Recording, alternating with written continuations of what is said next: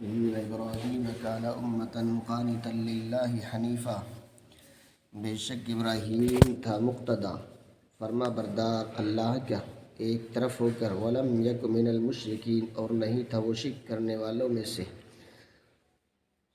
عرب کے اور خاص کر مکہ مکرمہ کے رہنے والے وہ یہ دعویٰ کرتے تھے کہ ہم حضرت ابراہیم علیہ السلام کے دین کی اتباع کرتے ہیں۔ تو اللہ تعالیٰ نے انہیں کے بارے میں ارشاد فرمایا ہے کہ حضرت ابراہیم علیہ السلام کی تو یہ حالت تھی کہ وہ مقتدا تھے اور اللہ تعالیٰ کے فرما بردار تھے، تمام چیزوں سے الگ ہو کر اللہ تعالیٰ کی عبادت کیا کرتے تھے اور وہ شرک کرنے والوں میں نہیں تھے۔ اور تمہاری حالت یہ ہے کہ تم بت پرستی بھی کرتے ہو، اللہ کے حرام کی ہوئی چیزوں کو حلال سمجھتے ہو اور بہت سی حلال چیزوں کو تم حرام سمجھتے ہو۔ تمہاری حالت یہ ہے، اور حضرت ابراہیم کی حالت یہ تھی کہ وہ اللہ تعالیٰ کے فرما بردار تھے،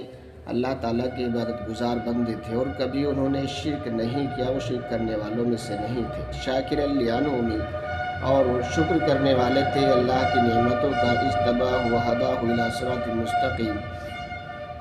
اللہ تعالیٰ نے ان کو منتخب کیا، ان کو چن لیا اور ان کو راہ دکھلائی اور ان کو ہدایت کی سیدھے راستے کی۔ حضرت ابراہیم علیہ السلام کی حالت یہ تھی کہ اللہ تعالیٰ نے جو ان پر انعامات کیے تھے وہ اس کا شکر ادا کرتے تھے،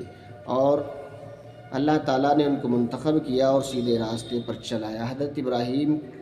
کو خصوصیت حاصل ہے اور امتیاز حاصل ہے بہت ساری باتوں میں، کیونکہ حضرت ابراہیم علیہ السلام پر جو آزمائش آئی تھیں وہ ایسی کٹھن تھیں کہ ہر انسان کو ان آزمائشوں میں، ان امتحان میں کامیاب ہونا کوئی معمولی بات نہیں، بہت مشکل کام ہے، لیکن حضرت ابراہیم نے اللہ کی رضا کے لیے ہر چیز کو برداشت کیا۔ آگ میں ڈال دیا گیا، اسی طرح لقودق میدان میں ایک چہیتے لڑکے کو چھوڑنا، یہ تمام کے تمام چیزیں بہت ہی مشکل کام ہے، لیکن حضرت ابراہیم نے تمام کام کیے ہیں۔ وَآتَيْنَاهُ فِي الدُّنْيَا حَسَنَةً، اور ہم نے ان کو دی دنیا میں بھلائی، وَإِنَّهُ فِي الْآخِرَةِ لَمِنَ الصَّالِحِينَ، اور وہ آخرت میں اچھے لوگوں میں۔ اللہ تعالیٰ فرماتے ہیں کہ حضرت ابراہیم کو ہم نے دنیا کے اندر بھی بھلائی عطا فرمائی اور آخرت میں بھی وہ اچھے لوگوں میں شامل ہیں۔ ثم اوحینا الیک ان اتبع ملت ابراہیم حنیفا، پھر ہم نے حکم بھیجا تمہاری طرف کہ تم اتباع کرو ابراہیم کے دین کی، جو ایک طرف کا تھا۔ وما کان من المشرکین، اور وہ شرک کرنے والوں میں نہیں تھا۔ پھر حضرت ابراہیم کے بارے میں کیونکہ ان کا دعویٰ تھا اس لیے، اور ہماری جو شریعت ہے حضور پاک صلی اللہ علیہ وسلم پر جو شریعت اتری ہے وہ بھی قریب ایسی ہی ہے جیسے حضرت ابراہیم علیہ السلام کی شریعت تھی۔ چند چیزیں ہیں جن میں بدلاؤ ہے، ورنہ پوری شریعت حضرت ابراہیم علیہ السلام والی شریعت ہے۔ تو اللہ تعالیٰ نے حکم فرمایا حضور پاک صلی اللہ علیہ وسلم کو کہ ہم نے آپ کو وہی بھیجی ہے کہ آپ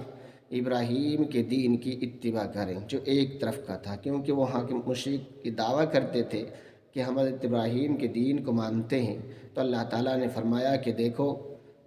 جو حضرت ابراہیم کے دین کے اتباع کا دعوے دار ہے اس کا دعویٰ تبھی ٹھیک ہو سکتا ہے جب حضور پاک صلی اللہ علیہ وسلم کی شریعت پر عمل کرے گا۔ حضور پاک صلی اللہ علیہ وسلم نے جن چیزوں کا حکم دیا ہے ان کو مانے گا، جو ان کے اوپر احکام نازل ہوئے ہیں ان کا اتباع کرے گا، حضرت حضور پاک صلی اللہ علیہ وسلم پر ایمان لائے گا، تو وہی حضرت ابراہیم علیہ السلام کے دین کی اتباع کرنے والا ہے، کیونکہ حضرت ابراہیم علیہ السلام نے کبھی شرک نہیں کیا اور وہ شرک کرنے والوں میں سے نہیں تھے۔ اور یہاں کے مشرک اور کافروں کی حالت یہ ہے کہ دعویٰ تو کرتے ہیں کہ ہم حضرت ابراہیم کی اتباع کرتے ہیں اور ساتھ میں شرک بھی کرتے ہیں، حالانکہ حضرت ابراہیم نے کبھی شرک نہیں کیا، تو ان کا دعویٰ بیکار تھا۔ انما جعل السبت علی الذین اختلفوا فیہ،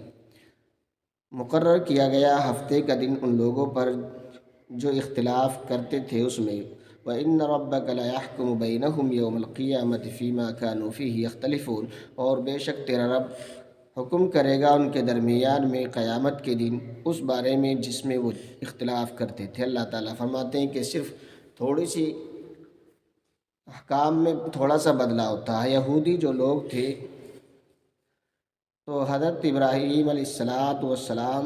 کے دعوے دار تو سب ہیں، لیکن یہودی جو لوگ تھے ان میں اتنا اختلاف تھا کہ ہفتے کے دن انہیں مچھلی کے شکار سے روکا گیا تھا۔ لیکن انہوں نے اس میں ہیلا کر کے، اس میں تدبیریں کر کے پھر بھی شکار وہ کیا کرتے تھے۔ انہوں نے ایسا اختلاف کیا کہ کچھ لوگ تو اس میں بچ گئے اور کچھ لوگوں نے شکار کرنا تدبیروں کے ذریعے سے کسی نہ کسی حکمت سے وہ مچھلیوں کا شکار کیا کرتے تھے۔ تو اللہ تعالیٰ فرماتے ہیں کہ ان پر ہفتے کے دن مچھلیوں کا شکار کرنا ممنوع تھا، لیکن اس شریعت میں، حضور پاک صلی اللہ علیہ وسلم کی شریعت میں مچھلی کے شکار ہفتے کے دن بھی منع نہیں ہے، اور دن تو منع ہے ہی نہیں، ہفتے کے دن بھی اس کی ممانعت نہیں ہے۔ اللہ تعالیٰ فرماتے ہیں کہ آپس میں اختلاف کرتے ہیں، جھگڑتے ہیں، تو ہم ان کا فیصلہ قیامت کے دن کریں گے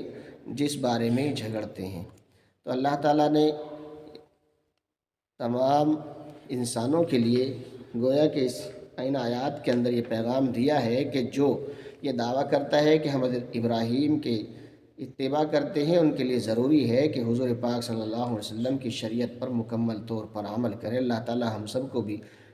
دین محمدی پر چلنا آسان فرمائے اور ہم سب کے ایمانوں کی حفاظت فرمائے۔ سبحان اللہ و بحمدہ، سبحانک اللہم و بحمدک، ونشہد ان لا الہ الا انت، نستغفرک و نتوب الیک۔ سبحان ربک رب العزة عما یصفون وسلام علی المرسلین